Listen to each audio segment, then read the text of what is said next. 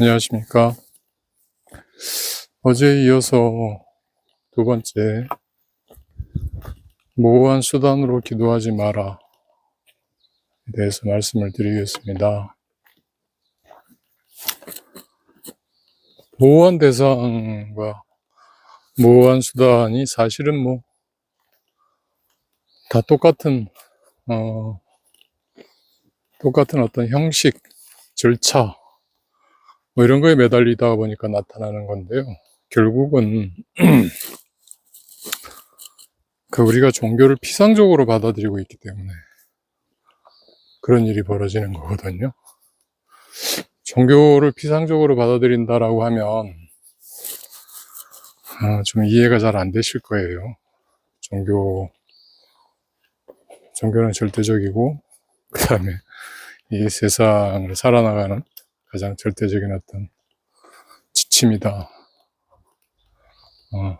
절대 존재에 대한 어떤 우리 삶의 태도다, 이렇게 생각들을 하실 거기 때문에 제가 말씀드리는 내용이 아마 잘 이해가 안 되실 텐데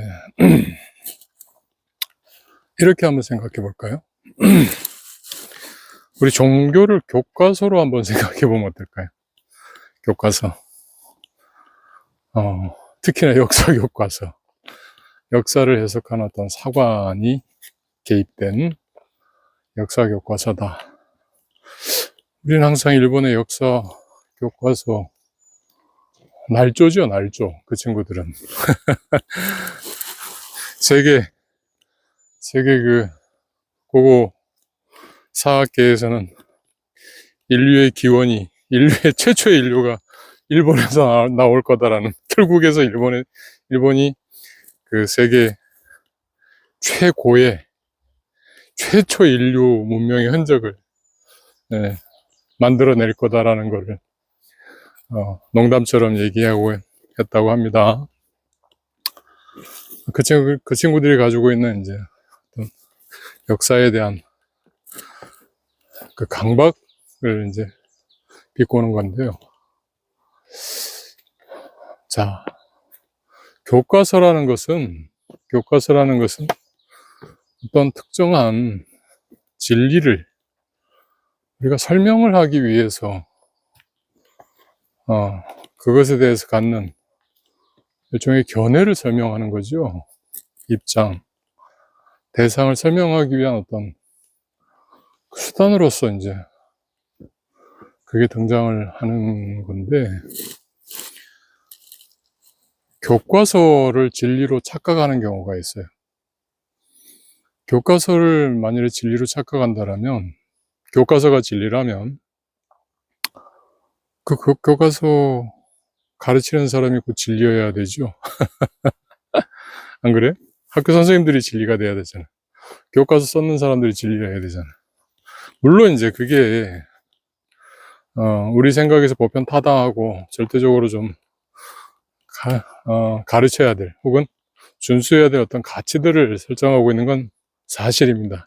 그러나 여기에서 중요한 것은 그걸 가르치는, 혹은 그 가르침이라고 하는 것 자체가 문제가 아니라 그걸 가르침 받는 존재들, 즉 학생이 어떤 체험을 하느냐가 중요한 거거든요. 그 사람의 체험의 균형. 자, 우리는 일본이나 우리나라에서도 그런 것들이 있었죠. 교과서 논쟁 같은 것들이 있었습니다. 왜 그런 것들을 할까요? 왜 중도 성향, 진보 성향, 극우 성향, 이런 교과서 얘기들을 할까요? 결국에 교과서라고 하는 부분이 그것을 체험하는 사람들에게 어떤 보편적이거나 균형 잡힌 사고를 제공해 줘야 된다는 거거든요. 즉, 교과서가 아니라 체험하는 자의 체험, 그리고 체험하는 자가 내릴 수 있는 어떤 그 판단 기준, 이런 부분이 중요하다는 거죠. 자, 우리 교과서 잘 이해하고 교과서 내용 잘 외워서 학교 다닐 때 공부 우수했던 분들 많습니다. 그죠? 근데 그분들 교과서 잘 외우고 잘 이해해서 지금 뭐 하고 있죠? 예? 학교 다닐 때 반장하듯이 지금도 반장 노릇하고 있지 않나요? 선생님으로부터 이해함과 같은 권력을 혹은 전체 중에 내가 대표야, 혹은 내가 이 전체를 통솔하는 무엇인가라는 환상에 빠져서 전 난리들을 떨고 있지 않습니까? 교과서 내용 그대로라면, 교과서가 진리라면 그들이 그렇게 하는 행동에 대해서 우리는 문제를 느끼지 말아야 되거든요. 근데 안 그렇잖아요. 즉, 교과서는 수단일 뿐이지 절대 진리일 수가 없어요. 근데 우리는 그 교과서를 수단이 아니라 진리로 해석하고 있는 오류를 경험하고 있는 겁니다.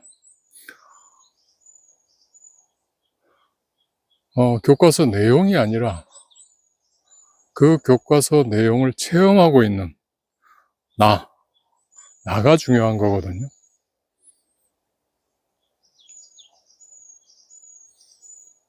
그래서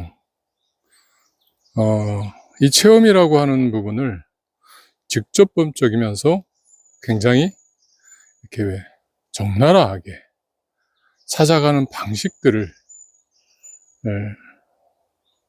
제공해 주어야 되는데, 이 과정에서 이제 자꾸 형식, 그 다음에 이념, 뭐 가치, 이런 부분들이 이제 등장을 하다 보니까 자꾸 그런 데서 문제가 생겨나는 거죠. 형식과 가치 이념, 즉 교과서 내용이 교과서를 체험하는 어떤 학생의 체험보다 더 중요하다라고 생각이 이제 되기 때문에 종교에서 대속의 개념이 나옵니다. 대속. 체험을 대신해 줄 수 있습니까? 예를 들어서 수학여행을 누가 대신 가줄 수 있습니까? 학교 운동회 대신할 수 있습니까? 시험 대신 친다는 얘기는 한 번씩 들으셨죠? 근데 대신 치면 어떻게 됩니까? 그건 무효지요. 묻습니다. 그러면 누가 내 대신 깨달아 줄 수 있습니까? 마찬가지로 누가 내 대신 나의 죄를 대속해 줄 수 있습니까? 그리고 누가 내 대신 나의 죄를 사해 줄 수 있습니까? 네? 누가 나 대신 학교 다니는데 졸업장 내한테 주기를 바라는 거하고 똑같은 거 아니에요. 그죠? 이 종교에는 대속이나 뭐 대신의 어떤 개념이 있을 수 있어요. 불교에서도 뭐 기도를 이렇게 다른 사람의 기도를 대신 뭐 이렇게 해주는 뭐 이런 행위들이 있을, 그건 대신이 아니라요. 조력입니다. 조력. 네, 그 사람이 가지고 있는 어떤 그 삶의 현상에 내가 조력해서 내 힘을 보태주는 것이지 결코 대신해 주는 게 아니에요. 그런 걸 대신해 줄 수 있으면 뭐 전지전능 그 자체이게, 전지전능이면 굉장히 좋겠지만, 그분은 전지전능일 수 있지만 나는 전지전능이 아니잖아요. 그죠? 그러면 나는 나의 이 체험을 누구에게도 대신할 수 없다라는 부분을 아셔야 돼요. 즉, 체험이라고 하는 부분이 기반이 되어야 바른 기도가 될 수 있습니다. 모호한 수단이라고 하는 거는요, 바로 종교가 가지고 있는 그런 어떤 그 교리적인 체험을 뺀 그런 교리적인 혹은 그 가치,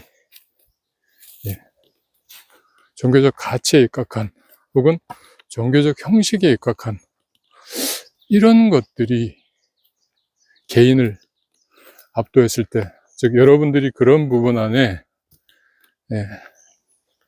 너무나 과도하게 몰입되어 있을 때, 그런 것들이 마치 온전한 종교적인 형식인 양,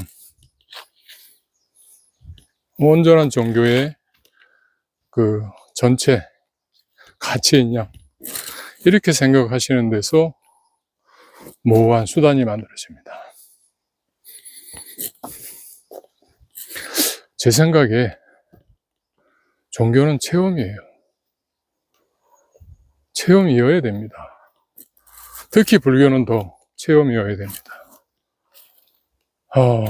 깨달음은 누가 대신해 줄 수 없어요. 깨달음에 다다르도록 뭐 손가락은 이렇게 펴서 가르쳐 줄 수 있습니다. 그러나 대신 걸어가 줄 수 없고요. 또 깨달음은 평균적인 어떤 모델이 있을 수가 없어요. 각각의 개인이 깨달는 부분은 다 각각의 개인의 그 체험에 따를 뿐이지, 전형적인 어떤 이게 깨달음이야, 표준처럼 우리 학교에서 교과서로 가르치면 항상 표준이 정해지죠. 정답이 정해집니다. 그죠?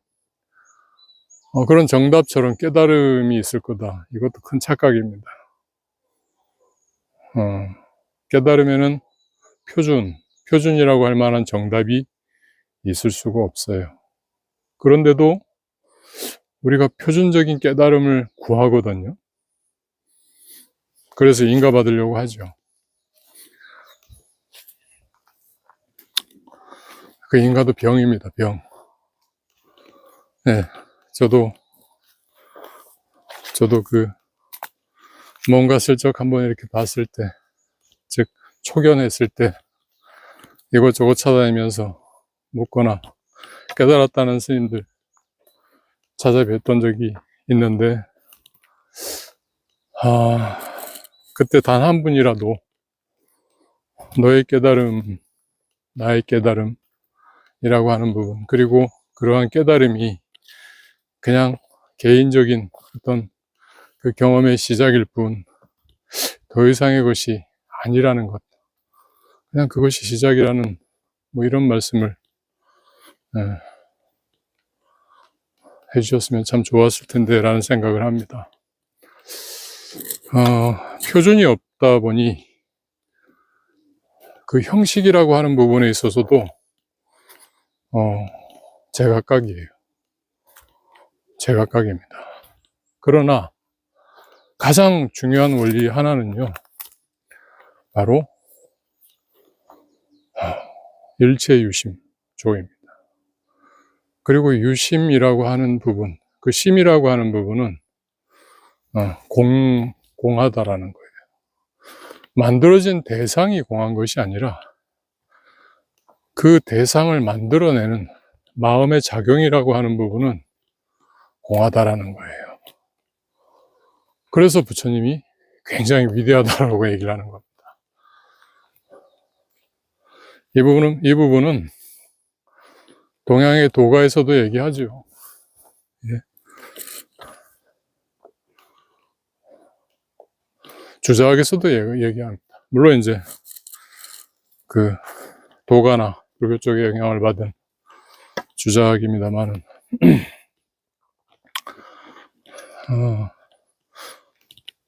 그래서 다른 수단으로 기도하시라라고 하는 부분 안에는 바로 이 부분, 종교는 혹은 수행은 체험을 위주, 그리고 그 체험이라고 하는 거는 밖으로 향하는 것이 아니라 자기 내부에서 잔해정 될 때만이, 즉 체험은 밖에서 하는 게 아니잖아요. 그죠?